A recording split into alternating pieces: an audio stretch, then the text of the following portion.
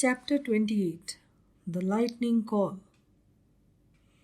A few months later, our hospital started functioning with huge positive response. Vidisha, my birthplace, was happier to have its own son ready to serve and give it back the love and care that it had showered on me.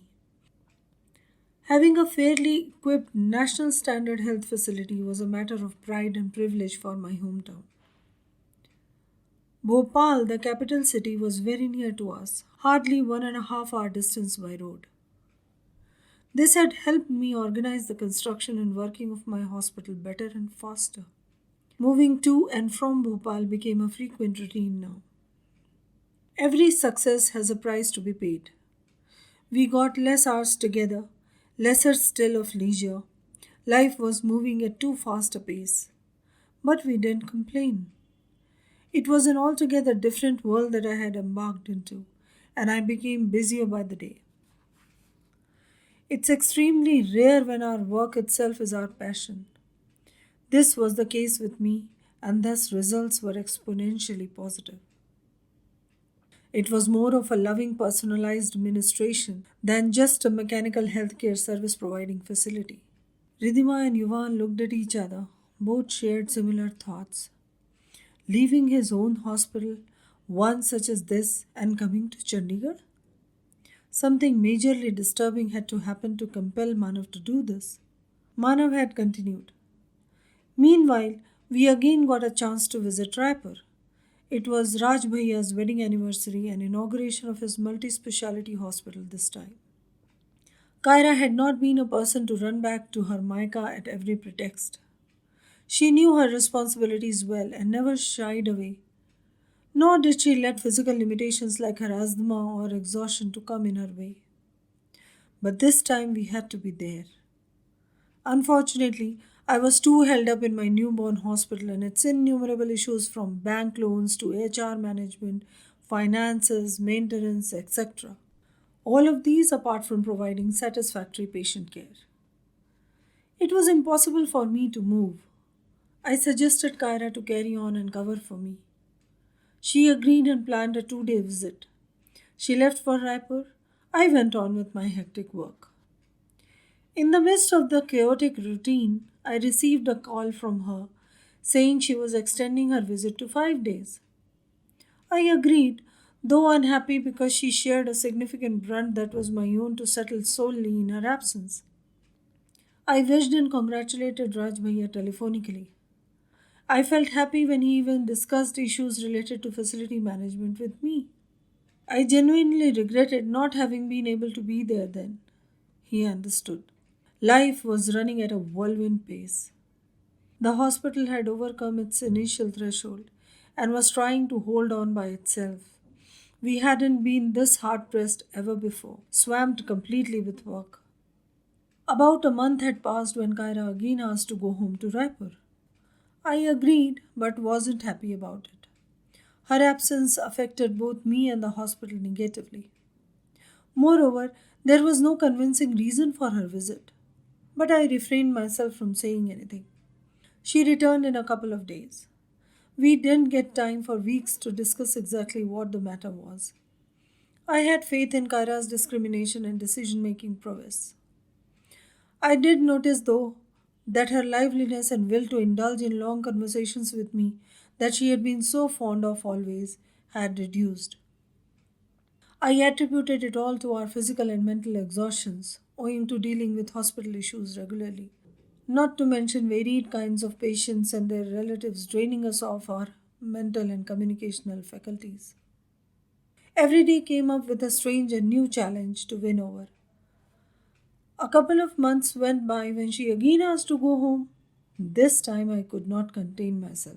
I was cross and we had a heated confrontation that later I tried to explain it elaborately how such fruitless excursions were affecting our hospital and lives. She understood. I assured her it was just a matter of a few months. Our staff was getting well versed fast, and soon we would have normalized our lives.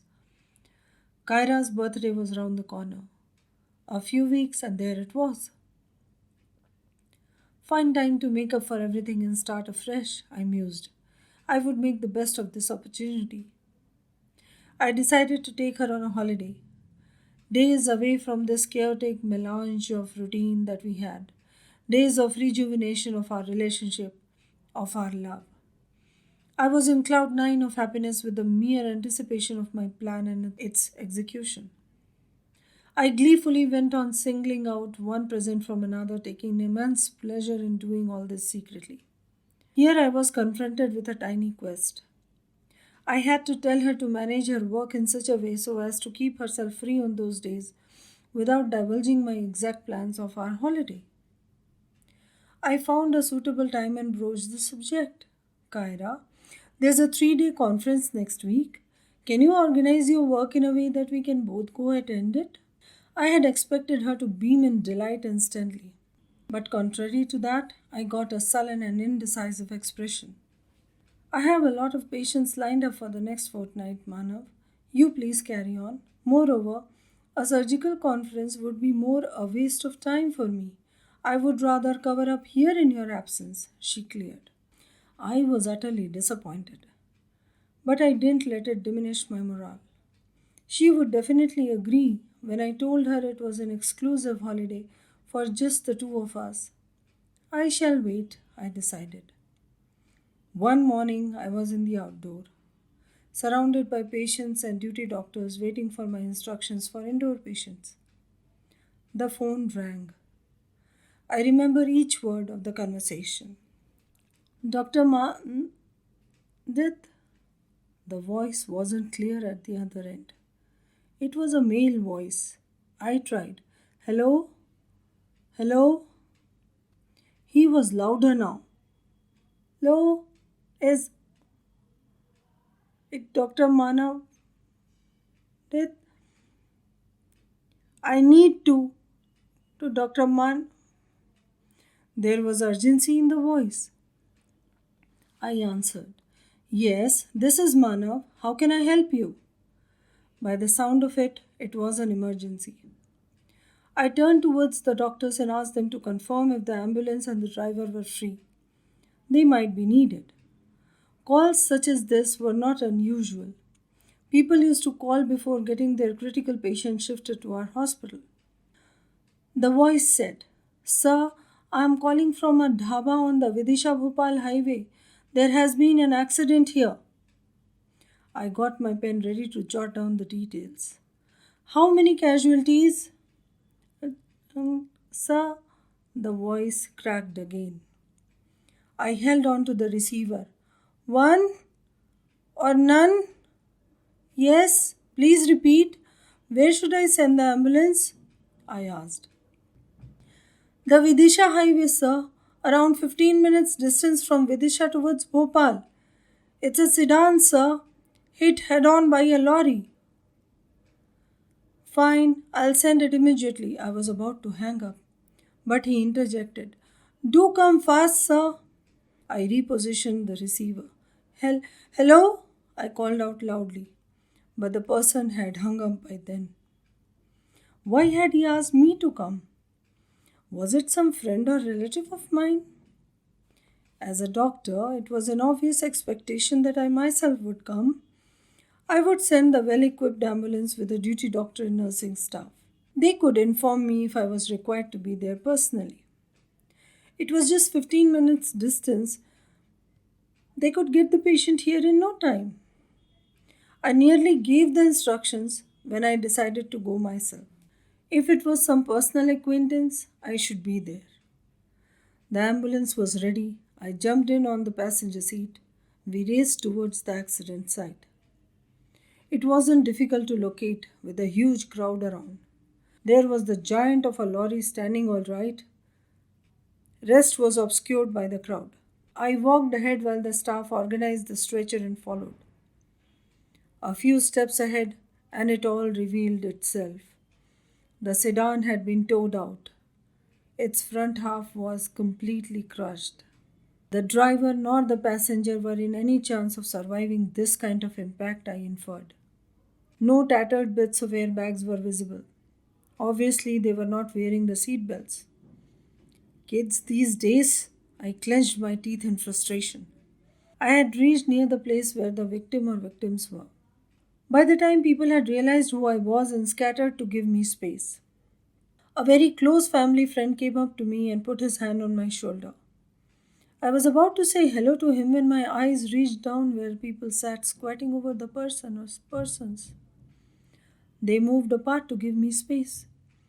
There was pin drop silence in that instance. Only the sound of leaves and branches of the large roadside trees rustling and rocking in the wind and occasional passing of the vehicles from the side. I stood stock still, blood draining out of me. What I saw wasn't real. It couldn't be. It just couldn't be. It was barely 2 hours ago when I had talked to her in her cabin. She didn't say she had any plans of going out. In denial, I glanced at the mangled wreckage of the sedan. It was mine. I kneeled down. I had to do something fast. I fanatically tried to palpate her carotids, constantly calling out her name. I couldn't get any pulsations. No radials either, obviously. They had covered her. I removed it to try the CPR. What I saw made me stop breathing and my blood curdle. The body was absolutely crushed, all of it except miraculously the face. I looked on at her. Strands of her soft silky hair were swaying in the mild wind. Yes, she wasn't dead. She just couldn't be. She was asleep or maybe transiently unconscious, but she could never be dead. I kissed those pale, lifeless lips, hoping for her to gasp and spring to life. She didn't. She just lay there selfishly, oblivious of my presence, my touch, or my warmth. I sat there holding her closely in my lap, unmoving. I thought my head would blast into smithereens. My hands were trembling. I wasn't thinking, completely unmindful of what was happening around me. Perhaps people were pulling me away from her. Still, she wasn't retaliating. She wasn't glaring nor shouting at them to lay off from Manav. Her Manav. So unlike Kyra. Come on, Kyra. You can't allow this. I was struggling with all my might to free myself. But they were too many. I couldn't get the better of them. I screamed. I screamed hard. In desperation. In helplessness. Vision got blurred and I blacked out. Ridhima was sobbing. She had clutched Yuvan's arms. Yuvan held her close. Abhigyan went up to Manav. He turned with tearful eyes. Abhigyan got him to come and sit in the couch. He gave him a glass of water. Manav resumed after a little while. I gained consciousness after I know not how long. The moment realization hit me, I got up and ran amok, searching for her, calling out her name, Kyra, Kyra. No one answered. No one came rushing to me. The next few days are blurred in my memory. I went about the last rites mechanically, doing whatever I was asked to. Most of it was taken over by Raj Bhaiya. He stood by me all the while. Her parents had also been there, but I do not remember engaging in any proper conversation with them. I hadn't been responding to anyone. I wasn't even thinking. I hadn't believed for a second she was gone. Absolutely not. She must be in the other room. She would come any moment and sit beside me smiling. A life without Kyra. Even God had made sure it didn't happen. He got us together forever. How could He then take her away? I don't even remember clearly how I managed my daily course. Raj Bhaiya stayed with me for a fortnight. I was little normal by then. I used to move about the house like someone possessed, looking for Kyra at places where she used to be. Her favorite seat in the living room, her desk, her cabin, her side of the bed. She was everywhere. But I couldn't find her, no matter how hard I tried. She must have gone to Raipur, my heart told me. She'll be back in a couple of days. She will. Almost all my time was spent in our room, Kyra's room. I hadn't allowed anyone to touch her things there, let alone remove them. They would stay exactly where they were. She wouldn't be happy not to find her possessions in their distant places when she returned. 15 days had passed. I was so angry at her. She shouldn't have gone so long. She knew so well I couldn't do without her. Let her come back this time. I'll forbid her movements out of my sight altogether. I promised myself. I started working. The bank installments, staff salary, and other finances had to be taken care of, and ours was not yet a totally autonomous hospital. I tried to be at the hospital for most of the times, even sleeping in the duty room. The prospect of going home was scary. I did not have courage to be confronted by the truth at any cost.